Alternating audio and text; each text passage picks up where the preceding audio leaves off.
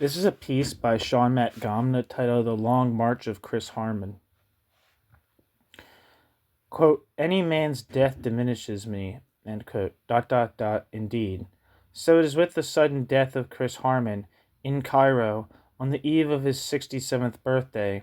Chris Harman was the last of the old guard of the International Socialists to be in or close to the central leadership of the Socialist Workers' Party, International Socialist now distant descendant.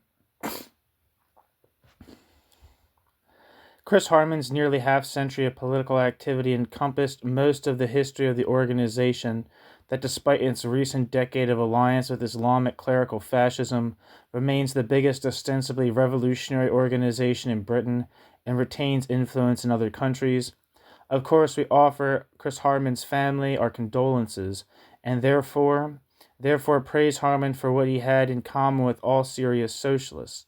Therefore, submerge everything that was politically specific to Harman in his political life under a politically indifferent cry of humane dismay and lamentation at his death. Remember all the good you can and forget about the rest of it? Certainly, remember the good. One outstanding, quote, good episode long ago in Chris Harman's political history deserves to be remembered. In 1969, a meeting was held in London to commemorate Ho Chi Minh, who had just died. All the left groups active in Vietnam solidarity work were represented, and International Socialism by Chris Harman sitting on the platform alongside the London representative of North Vietnam's Stalinist government. When Harman's turn came to speak, Harman roundly denounced the Vietnamese Stalinists for having murdered hundreds of Trotskyists in the 1940s. It caused great scandal among the, quote, anti-imperialism first, would-be left of the time. It was good work and needed to be done. Harman's speech then is not a bad model for how serious socialists face with the sometimes demented, quote, anti-imperialism first of the Socialist Workers' Party.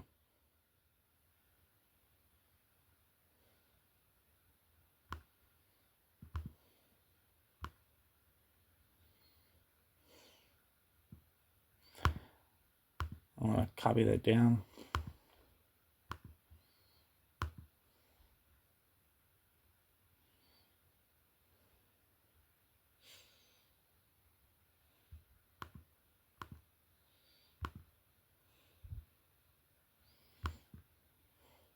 Harman was also an ambitious writer whose books include A People's History of the World. That Harman spent his entire adult life promoting what he thought was revolutionary socialist politics is, to my mind, worthy of respect. But, quote, the rest of it, end quote, in the case of this leader of the Socialist Workers' Party, was enormous. And in politics, quote, the rest of it, and its political consequences, does not necessarily die with its author. In his startling mix of ostentatious devotion to theoretical questions with devotion to an organization for which, quote, theory exists only to rationalize whatever the organization's leaders think will best serve its interest, Chris Harman has perhaps the clearest embodiment of the fundamental mind of the International Socialist / Socialist Workers' Party. Harman was, so to speak, the international socialism of international socialism and the Socialist Workers' Party of the Socialist Workers' Party. New section, Section 2.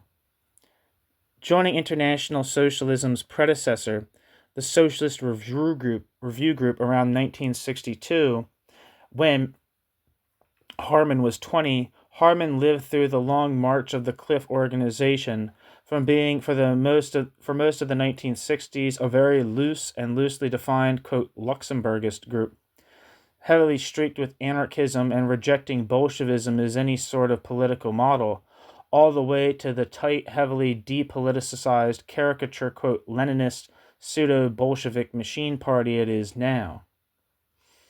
From rejecting and mocking with priggish middle-class disdain the, quote, orthodox Trotskyist idea that a revolutionary organization, or in the first place, revolutionary nucleus, after the model of Bolshevism should be built in Britain, he went with the Cliff organization all the way to trying to build a, quote, revolutionary party as a machine party that used virtually any, quote, left, and sometimes far from, quote, left, politics to feed off and grow.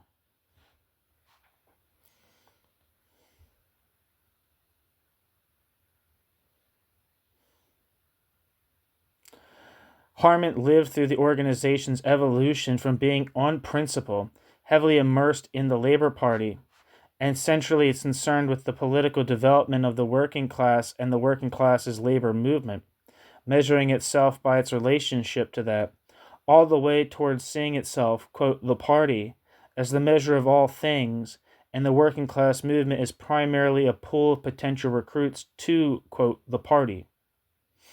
From an organization that made, quote, anti-sectarianism its badge of honor and poured heartfelt and just contempt on, quote, Toy Town Bolshevik and, quote, sectarianism, to an organization that, as the battle against Thatcher opened up after 1979, sealed itself off, as in a diving bell, with the, quote, theory of the downturn,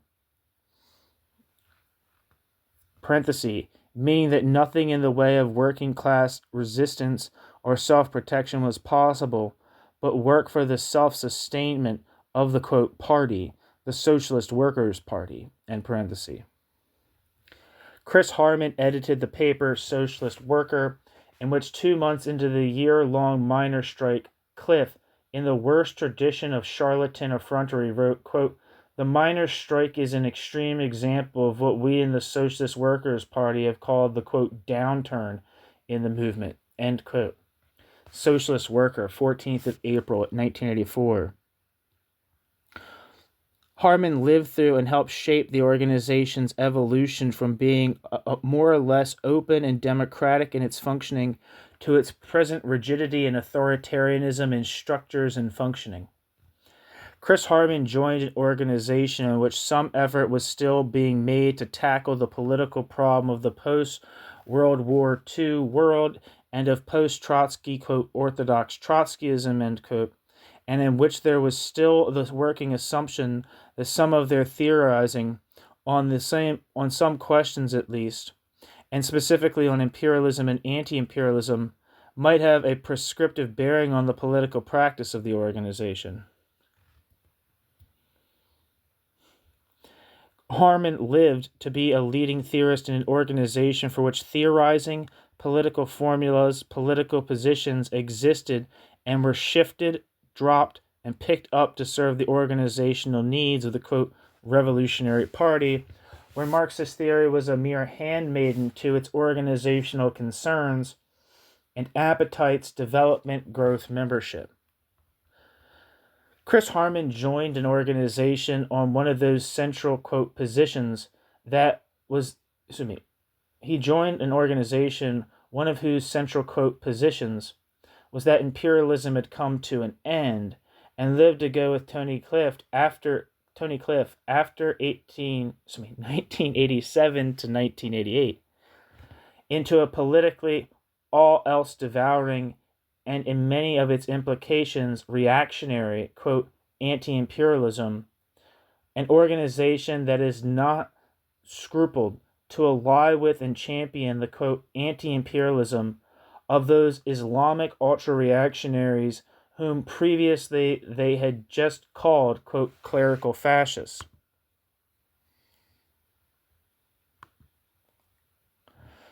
Chris Harman himself, coming from some sort of Jewish background, Chris Harman lived to move with the whole organization from the 1950s and 1960s politics of socialist review and international socialism on the Middle East to today's vicarious Arab or Islamic chauvinism.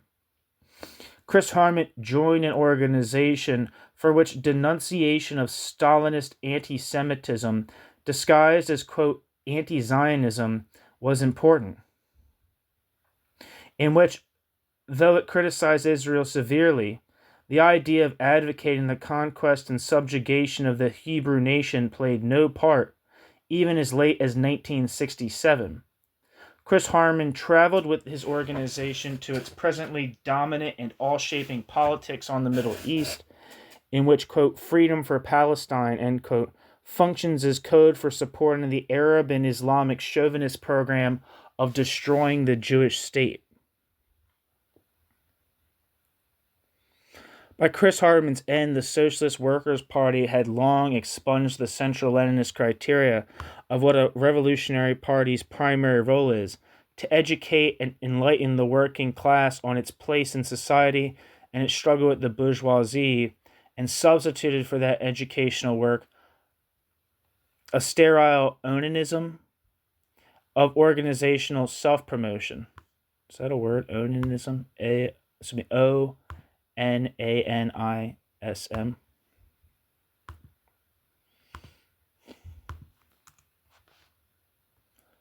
Masturbation. That's what that means. Onanism. Masturbation. And substituted for that educational work a sterile onanism, or masturbation, of organizational self-promotion. 3. Harman and many others learned from Tony Cliff, the leader of the International Socialist/Socialist Workers' Party organization, for the 50 years before his death in 2000, not only a certain theoretical framework for viewing Russia and China, parenthesis, that they were, quote, state capitalist systems, end parenthesis, but also, more important, a conception of what revolutionary politics is, of what a revolutionary party is, and how to treat, quote, theory and political principle.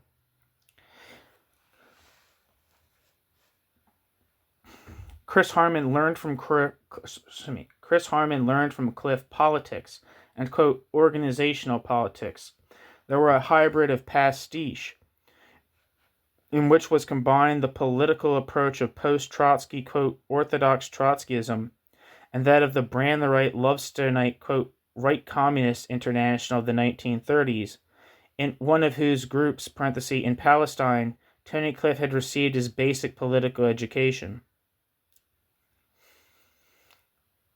In International Socialism, Socialist Workers' Party, the Lovestonite elements came to predominate decisively. Chris Harman learned that politics is organization. Organizational self-promotion is everything. Quote, the party must be built by any politics that serve that end. Theory is rationalization, not science and prescription. As Tony Cliff would openly say on the leading committees, in my hearing on the National Committee, quote, tactics contradict principles, end quote.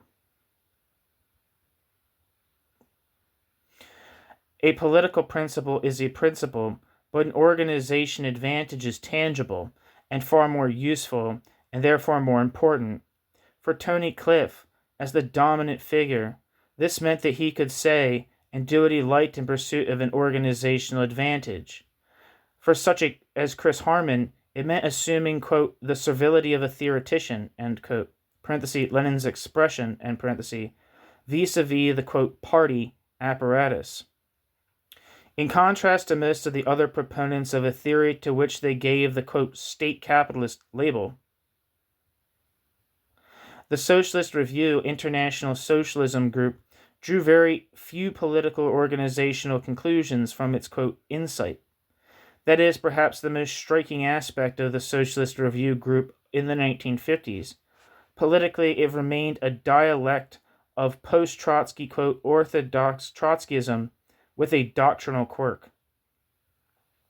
That seems so on the head, like hitting the nail on the head to me. I'm going to repeat that whole little paragraph there. In contrast to most of the other proponents of a theory to which they gave the, quote, state capitalist label, the Socialist Review International Socialism Group drew very few political or organizational conclusions from its, quote, insight. That is perhaps the most striking aspect of the Socialist Review Group in the 1950s. Politically, it remained a dialect of post-Trotsky, quote, orthodox Trotskyism with a doctrinal quirk. For example, in its politics in relation to China, the Cliff Group was nearly indistinguishable from the, quote, orthodox Trotskyists. Tony Cliff had by 1957 a theory of state capitalism for China, but that did not stop the group from being, quote, defensist for China, or from demanding that Hong Kong be handed over to the Mao government. In fact, Cliff reached the conclusion that China was state capitalist by way of a radically different theory from the one according to which Russia was state capitalist. Cliff explained, quote, Chinese state capitalism, end quote, more in terms of China's tradition of, quote, Asiatic despotism than is in the USSR, the product of the defeat of a working-class revolution that had cleared the way for the Stalinist bureaucracy by eliminating the bourgeoisie, end parenthesis. New sections, Section 4. Harman was, in the early period anyway, to which my direct observations of his activity is limited, an undeviating supporter, always the political, quote, good son, an understudy of the International Socialism, Socialist Workers' Party founder, Tony Cliff. Like an ancient ship, steering as close to the shore as possible, he watched and seconded Cliff. For instance, when, in 1971, Cliff decided that the best thing for international socialism was to go along with the reactionary, quote, left, Stalinist-rooted, chauvinist opposition to the European Union, changing the international socialism line by 180 degrees so that it could recruit workers for whom opposition to European unity under capitalism had become an article of faith. Cliff's initial document had Chris Harman as co-author. The International Socialists went through a crisis of political identity in 1968 to 69 when Cliff, who for a decade had been a self-proclaimed, quote, Luxembourgist, suddenly discovered the need to, quote, Leninize the organization. That is, turn it from a federation into a, quote, democratic centralist group. Others of Harman's political generation and political bent were disoriented. There's a piece on here by for the long haul, and I think that there's a libertarian wing of international socialism at this point, which was like Peter Sedgwick, who wrote a lot on like Victor Serge. I think Ray Chalinor. I think the author, the scholar of world communism, Stephen A. Smith. I think he, in the 70s, was like on the left or the libertarian wing of international socialism, but I'm not particularly sure. Some had anticipated Cliff. Most of the best people at first tried to go beyond what Cliff at that stage wanted, a merely tightened-up organization, and to take, quote, Leninization seriously, where for Cliff it was a new flag of convenience, a mere rationalization of what he wanted in organizational terms, rather than a guide to what should and should not be done. For varying periods of time, they went into opposition.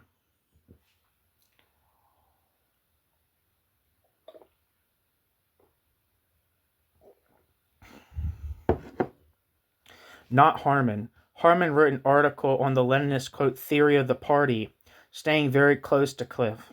To reconcile the different conceptions of the party and its leading layer around 1968 to 69, International Socialism published a pamphlet with a timidly anti-Leninist piece from 1960 by Cliff, Harman's, quote, orthodox Leninist piece, and another article by Duncan Hollis.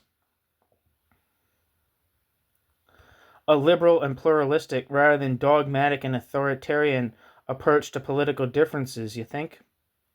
But which theory was now guiding international socialism? The seemingly liberal and pluralistic, quote, pay your money and take your choice, end quote, pamphlet left the, quote, apparatus, dominated by Cliff for the next 30 years, free to do what it liked in terms of the, quote, party being built. The multi-choice approach to the theory of the party left the organization as an organization with no clearly and openly defined political position to guide it.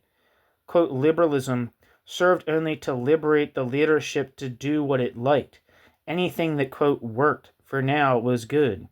Anything that did not, quote, work immediately to build the organization was bad.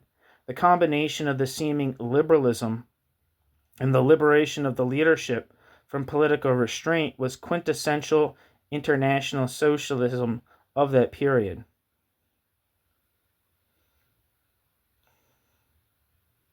Some of what Chris Harman wrote may in the long view be use and value. But, quote, theory was one thing, practice something more or less separate and compartmentalized. For Harman, the shadow of Cliff, and then of others, always fell between his theory and the practice. A 1971 document of the Trotskyist tendency in international socialism, parenthesis, a predecessor of the Alliance for Workers' Liberty, end parenthesis, described the dominant attitude of the international socialism leadership to what Marxist theory was for, like this, quote,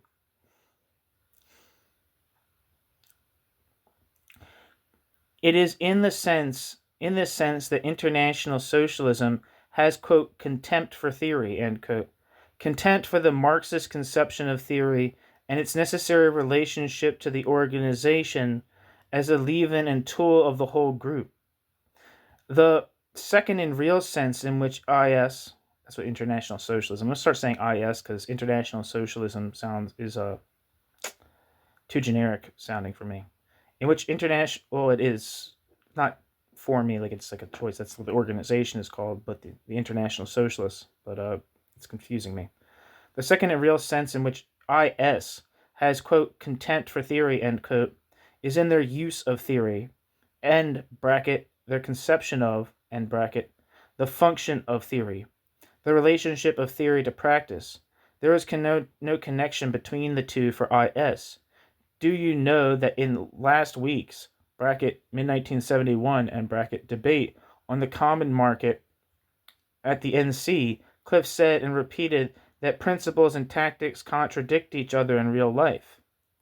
This is organically connected, of course, with their Mandaриnism, bracket IS theory, end bracket, is an esoteric knowledge, for if principles contradict tactics and practice, if theory is not a practical and necessary tool, if theory and practice are related only in the sense that theory sums up, parenthesis, in one way or another, end parenthesis, past practice, perhaps vivified with a coat of impressionistic paint distilled from what's going on around at the time, but not in the sense that theory is the source of precepts to guide practice, to aid in the practical exploration of reality, why then there is the incentive to spread theoretical knowledge, end quote. Chris Harman grew into that system, where Marxist theory flew only in the evening, to rationalize what had already been decided empirically or, quote, instinctively, parenthesis, Tony Cliff's instinct, end parenthesis, rather than flying, so to speak, in the morning to inform, illuminate, and guide the organization's decisions. Theory did not guide practice. Theory cleaned up after practice and made excuses for what Tony Cliff and the, quote, party apparatus decided was best for the organization to do and say in the interest of its own growth and development. Chris Harman's role in the system was to provide, invariably as far as I know, a sort of, quote, orthodox, quote, left, quote, heavy theory, dialect of rationalization for the party apparatus.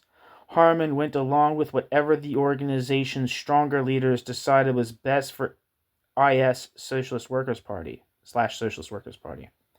Chris Harman went along with the one-sided, quote, anti-imperialism of Cliff and others, even to supporting against NATO the would-be genocidal Serb imperialism in Serb's colony, Kosovo, in the 1999 war. Harman went along after Cliff's death with the leading clique that led the organization into an alliance with Islamic clerical fascism and even into taking Arab/Islamic political money. There were some faint indications, parenthesis, that is, gossip, end parenthesis, that Harman was not entirely happy with the debauch of the vicarious Islamic fundamentalist, quote, anti-imperialism, in which the organization wallowed for most of the last decade. Inside the organization, did Harman indict those responsible or even criticize those responsible, with the necessary severity and condemnation. There was no public indication of it.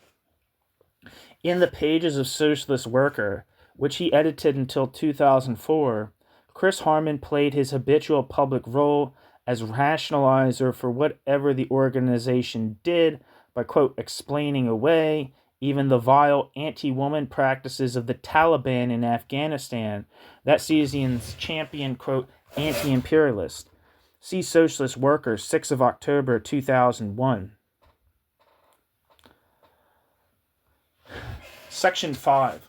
In a discussion he and I had in 1969 perhaps, Chris Harman startled me with his response to my argument that the true measure of Tony Cliff's book on Russian Stalinism was its chapter on Trotsky's work on Russia, which was unserious in its presentation of Trotsky's ideas, trifling, shallow, disloyal, and in general, quote, shoddy.